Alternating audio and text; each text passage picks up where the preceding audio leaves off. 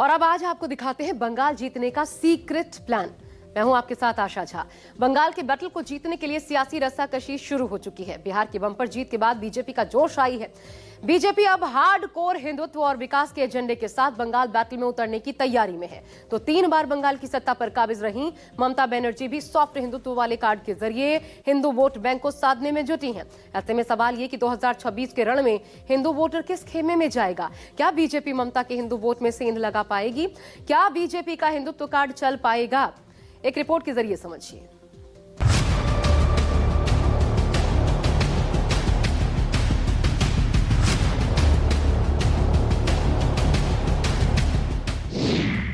बंगाल का सियासी महासंग्राम, बीजेपी का हिंदू भाई वाला प्लान।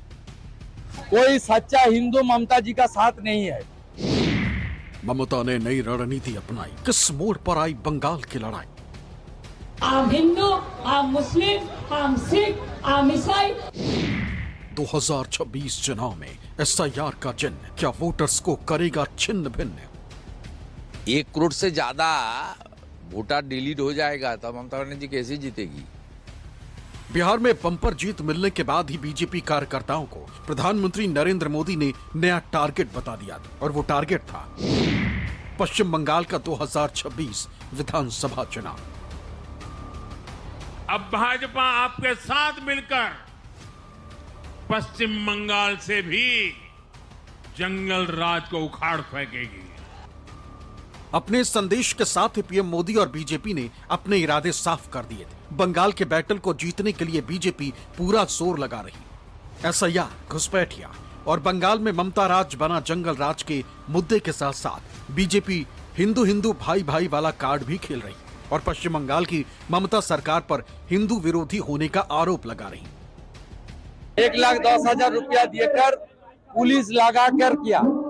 कोई सच्चा हिंदू ममता जी का साथ नहीं है। नंदीग्राम का 9 हिंदू लड़का जो सिविक वॉलंटियर्स है, ट्रैफिक मेंटेन के लिए पुलिस को साथ सहयोग करने का काम करता है।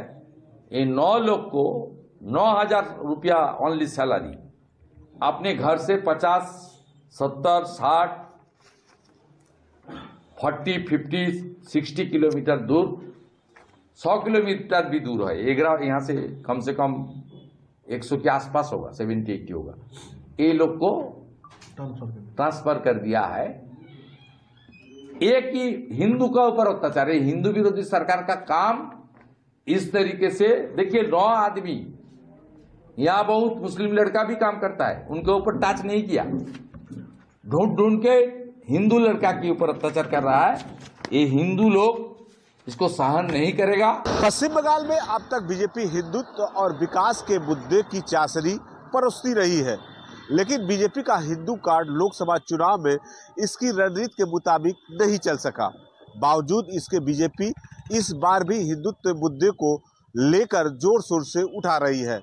माना जा रहा है कि 2026 के विधानसभा चुनाव में बीजेपी संघ के साथ मिलकर हिंदुत्व कार्ड को भुनाना चाहती है, जिसमें एसआईआर, घूसपैठी जैसे मुद्दे बीजेपी इस कार्ड को चलाने में अहम भूमिका निभा सकती है। बीजेपी आरोप लगा रही है कि फर्जी वोटर्स और रोहिंग्या के सहारे ही ममता बनर्जी 3 बार सीएम रही, लेकिन इस बार एसआईआर के बाद पश्चिम बंगाल से करीब 1 करोड़ से ज्यादा वोट डिलीट हो जाएंगे और ममता का चौथी बार सीएम बनने का सपना चूर चूर हो जाएगा। 1 करोड़ से ज्यादा वोटर डिलीट हो जाएगा तो ममता बनर्जी कैसे जीतेगी? देद वोटर, फेक वोटर और बांग्लादेशी मुस्लिम घुसपैठिया, रोहिंग्यास, उनका सपोर्ट से उनका है। बीजेपी का साथ तो अंतर ज्यादा नहीं है, 22 लाख का अंतर है। पिछले लोकसभा वोट में इतना धांधली किया, 7 चरण में, हर चरण में कैमरा बंद करके वोट किया। उसका बाद भी हमारी बीजेपी का साथ तो उनका अंतर ओनली 5-6% का अंतर है। 22 लाख वोट का जरूरत है बीजेपी।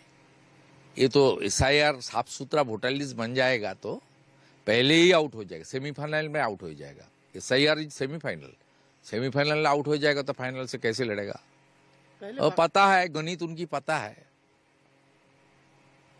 वो सब मालूम है कैसे किया। पुलिस को देकर, आईपैक को देकर, अपने तंत्रों को काम में लगाकर, गुंडा लोग को काम में लगाकर। एक तरफ जहां बीजेपी हिंदुत्व कार्ड को लेकर बंगाल के बैटल में उतरने की तैयारी कर रही है, तो 3 बार से बंगाल के सीएम रह चुकी ममता बनर्जी भी हिंदुओं के वोटर्स को टीएमसी के खेमे में लाने के लिए पूरा दम लगा रही। इस महीने में 2 बार ममता बनर्जी ने एसआईआर के खिलाफ पैदल मार्च निकाला है। उन्होंने कोलकाता और उत्तर 24 परगना के चांदपारा से मथुआ, हार्टलैंड, ठाकुर नगर तक पैदल मार्च किया। जाहिर है ममता के इस पैदल मार्च के सियासी मायने। दरअसल मथुआ समुदाय के लोग मूल रूप से बांग्लादेश के रहने वाले हैं और पश्चिम बंगाल के बॉर्डर वाले जिलों में रहते हैं। 2019 के लोकसभा चुनाव के बाद टीएमसी को मथुआ वोट बैंक का काफी नुकसान हुआ था। 2021 के विधानसभा चुनाव में कई सीटें टीएमसी हार गई थी। इसीलिए अब मुख्यमंत्री ममता बनर्जी एसआईआर का मुद्दा बनाकर मथुआ समुदाय को साधने की रणनीति तैयार की है। ममता बीजेपी को खुले तौर पर चुनौती दे चुकी, कह चुकी हैं कि बंगाल के लोग उनकी शान है। जब तक वो हैं तब तक कोई यहां से किसी को निकाल नहीं सकता। আমার সাথে খেলতে গেলে আমি যে খেলাটা খেলবো সেই খেলায় তোমরা আমাকে ধরতেও পারবে না, ছুটতেও পারবে না, নাগালও পাবে না। সারা ভারত সরকার বসে থাকো, সব এজেন্সি নিয়ে বসে থাকো, কোটি কোটি টাকা খরচ করো, টাকা গুজে গুজে দাও, টাকা নেবে লোকে তোমায় ভোট দেবে। टीएमसी ममता बनर्जी के चेहरे पर चुनाव लड़ रही। वो 3 बार से मुख्यमंत्री, बंगाल में महिलाओं के बीच काफी लोकप्रिय है, जीत का जज्बा है, मुसलमान भी उन्हीं के साथ है और अब वो धर्मनिरपेक्षता के राह पर चलकर हिंदुओं को भी खुश करना चाहती। और यही वजह है कि पूछने पर वो कहती हैं कि वो हिंदू भी हैं, मुस्लिम भी, सिख और ईसाई भी। बम राम एक साथ में जाया कलकत्ता से टिकट खरीद के जाके बोला, हमको पूछा आर यू हिंदू? हमने बोला हम Gaurav Prasad, I am Hindu, I am Muslim, I am Sikh, I am ईसाई, I am Indian, what can you do? Bengal देश का ऐसा राज्य है जहां चुनाव सिर्फ जाति के आधार पर नहीं होते, बल्कि यहां धर्म का तड़का भी लगता है। पिछले कुछ सालों में शायद ही ऐसा कोई चुनाव रहा हो जिसमें हिंदू मुस्लिम एजेंडा ना रहा। पश्चिम बंगाल में ममता बनर्जी का राजनीतिक आधार जहां मुस्लिम तुष्टीकरण, सॉफ्ट हिंदुत्व और बंगाली अस्मिता है, तो वहीं बीजेपी की राजनीति कट्टर हिंदुत्व, राष्ट्रवाद, बांग्लादेशी और रोहिंग्या घुसपैठ पर टिकी हुई। 2011 के जनगणना के मुताबिक बंगाल में 70% हिंदू है और करीब 27% मुस्लिम। बीजेपी के लिए यहाँ हिंदू मुस्लिम करना आसान होना चाहिए, लेकिन बावजूद इसके बीजेपी अपने इस एजेंडे में यहाँ कामयाब नहीं हो पाती और उसकी वजह है बंगाल में ममता बीजेपी के खिलाफ बाहरी बनाम बंगाल की बेटी वाला नैरेटिव सेट करती रही। बीजेपी ने रामनवमी, दुर्गा पूजा, हनुमान जयंती के जरिए हिंदू वोट बैंक में सेंध लगाने की कोशिश की, तो सियासत की बजी हुई खिलाड़ी मुख्यमंत्री ममता बनर्जी ने बीजेपी के इस साल को भाप गई। उन्होंने दुर्गा पूजा के मौके पर लगने वाले पंडालों के लिए जमकर पैसा देना शुरू किया। अगर मौलवियों का मानदेय बढ़ाया तो पुजारियों का मानदेय को भी उतना ही इजाफा किया। साल 2012 में ममता बनर्जी की सरकार ने इमामों के लिए हर महीने 2500 रुपए मानदेय तय किया, जबकि मुअज्जिन जो मौलवियों से छोटे होते हैं उनके लिए 1000 रुपए महीने मानदेय तय किया, जबकि पुजारियों को कुछ नहीं मिला।